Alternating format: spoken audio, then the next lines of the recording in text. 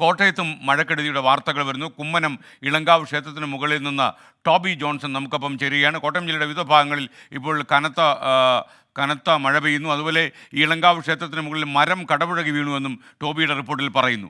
കൂടുതൽ വിശദാംശങ്ങളുമായി ടോബി ചേരുന്നു. Toby, good morning. മഴയിൽ കുതിർന്ന പ്രഭാതമാണ്, കെടുതികളുടെ വാർത്തകളുമുണ്ടെങ്കിലും ഞാൻ ഈ സുപ്രഭാതം പറയുന്നു. പറയൂ വിവരങ്ങൾ.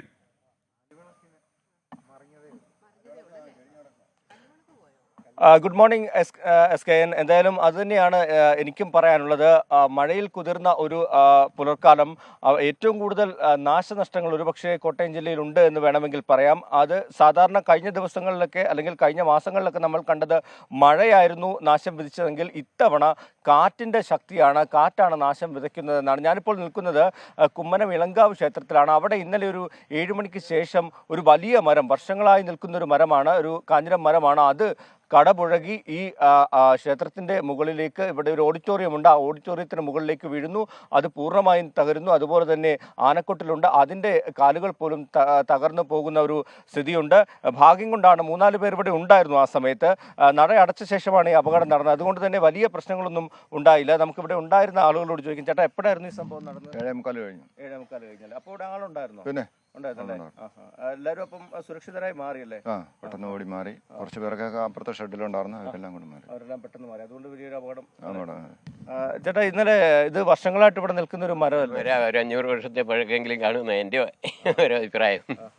ഇതുപോലെ മുമ്പ് കാറ്റുണ്ട്? ആ സമയത്ത് നല്ല കാറ്റുണ്ട്? ഇല്ല, അന്നൊന്നും നമ്മൾ ഇതിൻ്റെ അകത്തൊരു 8-8:30 വരെയൊക്കെ ആൾക്കാർ കാണുന്നതായി ഇതിൻ്റെ അകത്ത്. അത് കഴിഞ്ഞ് എല്ലാവരും പോകുന്നത്.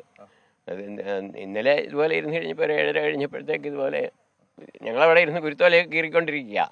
അത് കഴിഞ്ഞ് എല്ലാവരും ഓരോരുത്തരായിട്ട് പോകാൻ ഇങ്ങനെ ഒരുങ്ങിക്കൊണ്ടിരിക്കുമ്പോഴാണ് ഒരു വലിയ കാറ്റ് വരികയും ഇത് ഇടപെടാൻ നമ്മൾ എല്ലാം പെട്ടെന്നായിരുന്നു. ഒറ്റ നിമിഷമേ എടുത്തുള്ളൂ.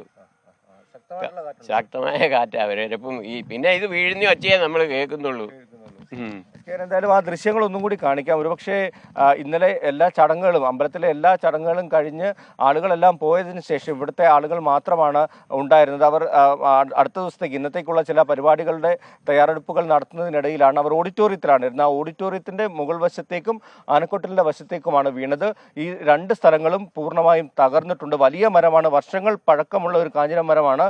അത് കടപുഴകി വീഴുന്ന ഒരു അവസ്ഥയാണ് ഉണ്ടായത്. അത്രത്തോളം ശക്തമായിട്ടുള്ള കാറ്റ് ഈ കോട്ടയം ജില്ലയിൽ വീശിയടിക്കുന്നുണ്ട്. ഔദ്യോഗികമായിട്ടുള്ള കണക്കുകൾ വരുമ്പോൾ നമുക്ക് പറയാം 16 സ്ഥലങ്ങളിൽ മരങ്ങൾ വീണ് റോഡ് ഗതാഗതം തടസ്സപ്പെട്ടിട്ടുണ്ട്. ഒപ്പം തന്നെ ഔദ്യോഗിക കണക്ക് പ്രകാരം 25ഓളം വീടുകൾക്ക് കേടുപാടുകൾ സംഭവിച്ചിട്ടുണ്ടെന്നാണ്. പക്ഷേ അത് ഒരു കൃത്യമായ കണക്കല്ല എന്ന് 100% ഉറപ്പാണ്. നമ്മൾ ഇന്നലെ സഞ്ചരിച്ച സ്ഥലങ്ങളിലെല്ലാം തന്നെ പാലാ, രാമപുരം, അതുപോലെ തന്നെ മല്ലപ്പള്ളി, ചിങ്ങവനം, കുമരകം, വൈക്കം തുടങ്ങിയ മേഖലകളിലെല്ലാം തന്നെ കാറ്റിനെ തുടർന്ന് വലിയ നാശനഷ്ടങ്ങൾ റിപ്പോർട്ട് ചെയ്തിട്ടുണ്ട്. കൂടുതലും ഈ മരങ്ങൾ വീണുണ്ടാകുന്ന നാശനഷ്ടങ്ങളാണ്. വൈദ്യുതി ലൈനിന്റെ മുകളിലേക്കൊക്കെ വീണ് പോസ്റ്റുകളെല്ലാം തന്നെ തകർന്നു പോകുന്ന ഒരു കാഴ്ച നമുക്ക് കാണാൻ സാധിച്ചു. അത്തരത്തിൽ ടോബി ജോൺസനാണ് വിവരങ്ങൾ നൽകിയത്.